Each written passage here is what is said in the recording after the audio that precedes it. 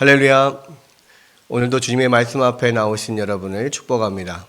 자, 오늘은 열왕기상 3장 후반부인데요.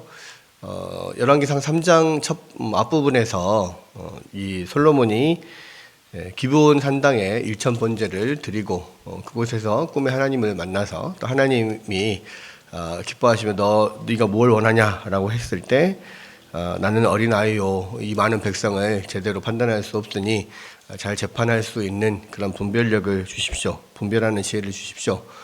이렇게 부탁을 했고 하나님께서 이 대답이 마음에 드셔서 자기를 위하여 무언가를 구하지 않고 이렇게 하나님 나라를 위하여서 구하였던 것들을 기뻐하시면서 다른 부와 또 영광과 이런 것들을 다른 것도 주시겠다 약속하신 그 내용들이 나오죠. 그리고 이제 오늘 읽은 16절부터 마지막 28절까지의 말씀이 바로 하나님께서 그 주신 지혜가 어떠한 지혜인지 이렇게 일례로 이렇게 드러낼 수 있는 사건을 하나 이렇게 예화로 들고 있습니다. 그게 이제 유명한 두 창기 여인이 서로 죽은 아들이 네 것이다 내 것이다 싸우는 한 아들을 가지고 싸우는 이야기인데요.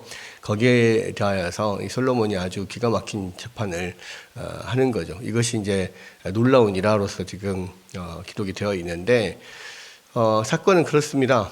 두 창기 여인이 한 집에 살고 있었는데 3일 간격으로 지금 아이를 낳았죠. 그래서 이제 둘 다 젖먹이고 좀 품에 안고 이게 자고 또 젖좀 먹이고 하는데 한 여인이 자다가 일어나 보니까 자기가 품고 있던 아들이 죽었어요. 아마도 자면서 잘못해서 잠버릇이 나빠서 그랬던지 모르겠지만 이렇게 엎치락 뒤치락 하면서 자다가 아마도 아이를 이렇게 깔고 이렇게 누웠던가 봐요. 깔고 이렇게 엎드렸든지. 그래서 아이가 숨이 막혀서 죽은 거죠.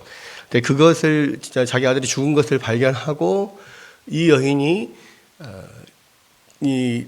자기 아들이 죽은 아들을 옆에 있는 여인의 아들하고 바꿔치기를 한 겁니다. 그래서 이제 자기 아들인 것처럼 하고 자고 있는데 아침에 깨어 보니까 이 다른 여인이 갑자기 안고 있던 아이가 죽었는데 보니까 자기 아들이 아니에요. 의외로 보니까 자기 아들은 다른 여인이 지금 안고 있는 거예요. 그래서 아니 왜 내 아들을 네가 데려갔냐? 이 죽은 아이가 네 아들 아니냐? 이렇게 하고 한쪽에서는 아니다. 사나이가 내 아들이고 죽은 아이가 네 아들이다. 이렇게 서로 싸우는데 그것을 증명해 줄 수 있는 사람이 아무도 없는 거예요. 그 집에서 두 여인하고 아이들밖에 없었고 그것을 본 사람도 없고 그러니까 그 아이들을 사실은 막 태어나면 아이들이 다 거의 비슷비슷하잖아요. 그러니까 다른 사람들이 보기에는 이 아이가 저 아이 같고 저 아이가 이 아이 같고 그럴 거예요. 아이를 정확하게 구분할 수 있는 사람은 아이를 데리고 젖먹이고 계속 같이 있었던 엄마밖에 없거든요. 근데 이제 그 두 당사자들인 엄마들이 서로 죽은 아이가 네 것이고 산 아이가 내 것이다 이렇게 이야기를 하니까 이게 요즘 같아서는 DNA 검사해서 이게 유전자 확인을 하면 친자 확인이 금방 될 건데 그때는 그런 기술도 없고 방법이 없는 거죠. 그것들을. 그래서 그것을 이제 지방 관리들에게 가져갔겠죠. 근데 그것을 도저히 판결을 할 수가 없으니까 이게 올라와서 이제 솔로몬 왕 앞에까지 오게 된 겁니다. 한편으로는 이것을 보면서 참 이스라엘 이때 당시에 그 사회가 괜찮은 사회구나 이런 생각이 들어요. 왜냐하면 이 창기라고 하면 사실은 그 이스라엘 사회에서 굉장히 가장 천한 그런 그 사람들이잖아요. 천한 직종을 갖고 있는 사람들이고 어쩌고 봤을 때 정말 이렇게 사람씩 완하는 이런 사람들인데 그런 사람들 두 사이에서 일어난 사건이 왕 앞에까지 올라갔다라고 하는 것은 그래도 그 사회가 참 뭔가 그래도 정의가 살아있는 사회이고 재판이라고 하는 것이 누구에게나 공평하게 적용되는 그런 사회였구나라는 것들을 보게 됩니다. 어쨌거나 그렇게 해서 솔로몬에게까지 올라왔어요. 근데 이제 이게 솔로몬 왕에게까지 올라왔다는 것은 다른 어떠한 사람들도 이것을 해결할 방법이 없었다는 이야기죠. 근데 이제 솔로몬 왕이 이것을 딱 듣고 있다가 서로가 산 것은 내 것이고 죽은 것은 네 것이다 이렇게 이야기를 하니 그러면 좋다. 칼을 가져와라. 칼을 가져와서 어차피 서로 살아있는 것들이 서로 자기 거라 하니까 뭐 두 양 사이좋게 반반씩 나눠 가져라. 칼로 잘라가지고 한 사람씩 반씩 나눠줘라. 그럼 되지 않냐? 딱 이렇게 이야기를 하니까 이 진짜 어머니는 이 아이의 진짜 어머니는 마음이 너무 이 아이 때문에 마음이 불붙는 것 같다고 그랬습니다. 그러니까 살아있는 아이를 자기 자식을 지금 당장 눈앞에서 죽여서 나눠준다고 하는데 그거 차라리 그럴 거면 그냥 내가 포기한 게 낫겠습니다. 내가 우리 아들 안 해도 좋으니까 이 아이를 살려주십시오. 그러니까 그게 이제 사실은 엄마의 마음이죠. 엄마의 마음.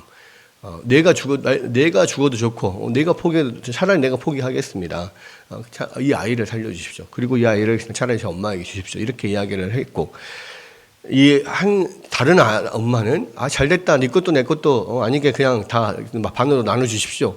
또 이렇게 이야기를 한 거예요. 그러니까 이거는 지금 이제 이 솔로몬이 이런 뭐 다른 방법으로는 과학적인 어떤 방법으로는 이거를 이렇게 정확하게 가릴 수가 없기 때문에 판단할 수 없기 때문에 인간의 이제 심리를 이용해서 좀 이렇게 한 거죠. 그래서 두 사람이 그렇게 나왔을 때 봐라 어느 쪽이 진짜 엄마냐 누가 봐도 차라리 이 아이를 저 여인에게 줄지언정 이 아이를 죽이지 말아 주십시오라고 말하는 사람이 엄마 아니냐. 그러니까 엄마의 마음이 어떤가를 정확하게 알고 그렇게 판결을 했다라는 것이고요. 그렇게 누구도 생각하지 못했던 그런 방법으로 이것을 판단하는 것을 보면서 온 이스라엘 백성들이 두려워했다. 그리고 하나님의 지혜가 그 속에 있어서 판결함 등을 보면서 두려워했다. 그랬습니다. 여기서 두려워했다라고 하는 것은 경외함이죠. 진짜 하나님의 지혜를 가지고 판단하시는 왕이구나. 이렇게 생각을 했을 겁니다.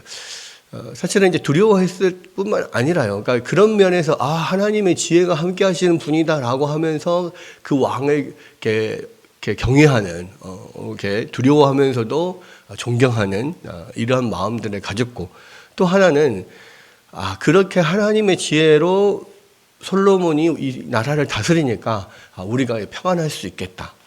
적어도 이 창기의 그런 그 문제까지도 그 낮은 하층민의 어떤 문제까지도 저렇게 왕이 들어서 해결을 해주는 그런 나라라면 정말 믿고 살 수 있겠다.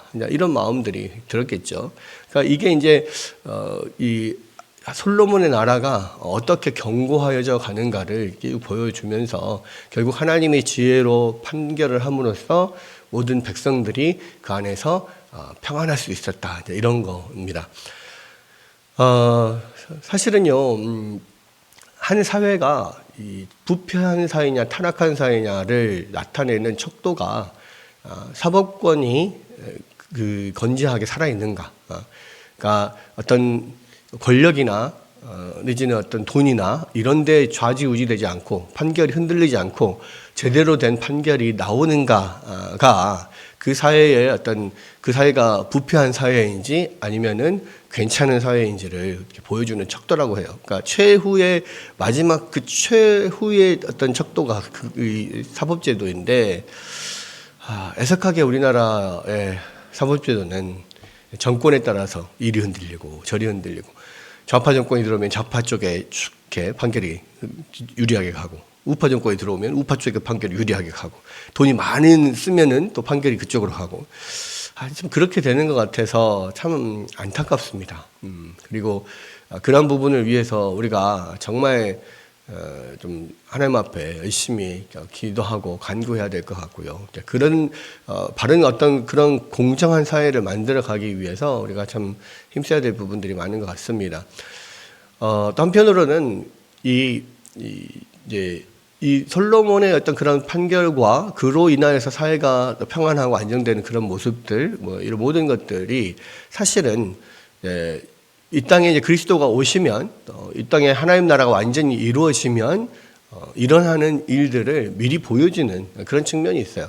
다윗과 솔로몬이 예수 그리스도의 어떤 일면을 사실은 보여주는데, 그러니까 완성된 하나님 나라 안에서는 이 이사야서에 보면 메시아가 오셨을 때 일어나는 일들을 쭉 이야기되는 부분이 나오는데요.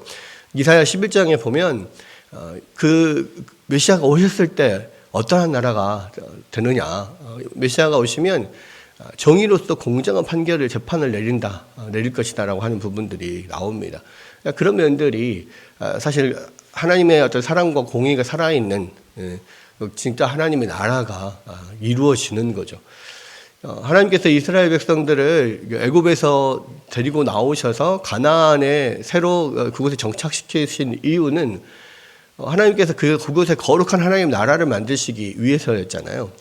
그 하나님의 나라, 거룩한 하나님의 나라라고 하는 것은 결국 사랑과 공의가, 하나님의 성품인 사랑과 공의가 드러나는 나라인데, 재판이 공정하게 바로 섰고 지혜로운 재판으로서 어떤 명확한 재판을 내리고 사회를 안정시키고 한다 하는 부분이 사실은 하나님의 어떤 그런 공의가 드러나는 그러한 면이라고 할 수 있습니다. 그래서 하나님 나라에서 꼭 이루어져야 될 것들이 바로 이런 사랑과 공의가 흐르는 그런 나라, 우리가 추구해야 될 하나님 나라가 그런 것이죠.